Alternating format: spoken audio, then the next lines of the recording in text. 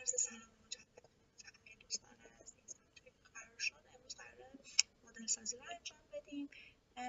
اما قبل از اون لازمه که چند تا نکته خارجی رو خدمتتون عرض بکنم. اولین نکته این هستش که شما بعد از کدنویسی حتما فایلتون رو سیو بکنید، بعد ران بکنید. چون اگر این کار نکنید فایل ران نمیشه و شما به مشکل میخورید. پس حتما این سیو کردن همیشه یادتون باشه. هر چندگاهی بعد از اینکه کد نوشتید اصلا سیو بکنید. به این صورت نباشه که بذارید یه عالمه کد بنویسید و بعد همینطوری خود به خود بگذره. پس این از اولین نکته بعدی کامنت گذاری هست که این قضیه میتونه خیلی کمک کننده باشه. مثلا اینکه این مدلتون کم بعدیه، میتونید اول فایلتون بنویسید،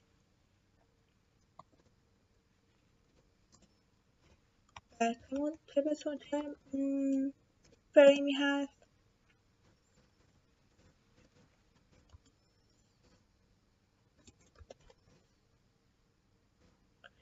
و شما دارید از چه واحدی استفاده میکنید. اوپنسیس واحد خاصی نداره دوستان، ولی بهتره که شما از واحد نیوتن میلیمتر ثانیه استفاده بکنید. اما من اینجا حالا طبق اون پروژه‌ای که داشتم و اینا میخوام بر حسب نیوتن بر متر ثانیه استفاده بکنم. پس اینجا واحدم رو مینویسم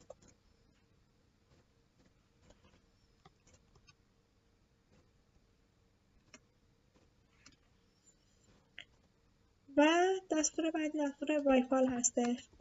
دستور وایپال چیه؟ شما باید بعد از یعنی قبل از انجام مدل سازیتون، قبل از اینکه هیچ کدی رو شروع کنید بنویسید، این رو اول مدل سازیتون بنویسید که یا فراموش نکنید، یه وقت یادتون نره.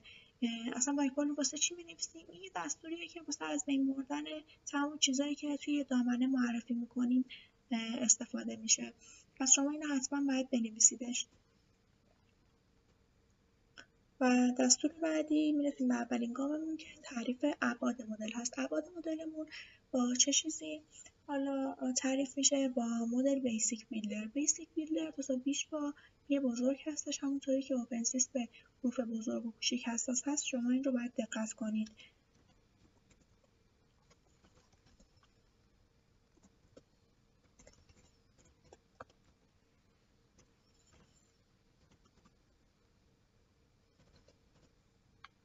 دو بعدی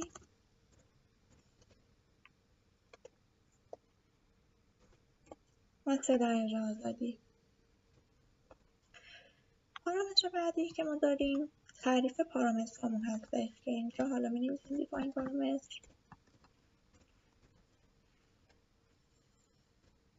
که بعدن که کد رو حالا باز کردیم ببینیم که بخش‌های مختلف کدمون مربوط به چی هستش.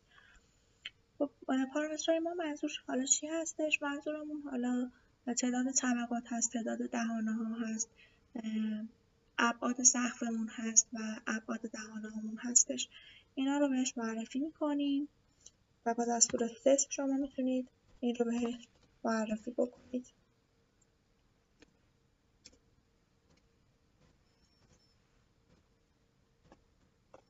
اینجا ما 5 تا دهانه 6 متری داریم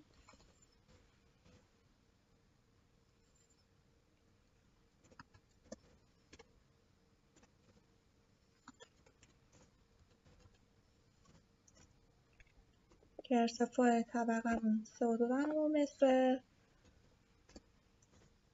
و طول هر دهانمون 5 متره.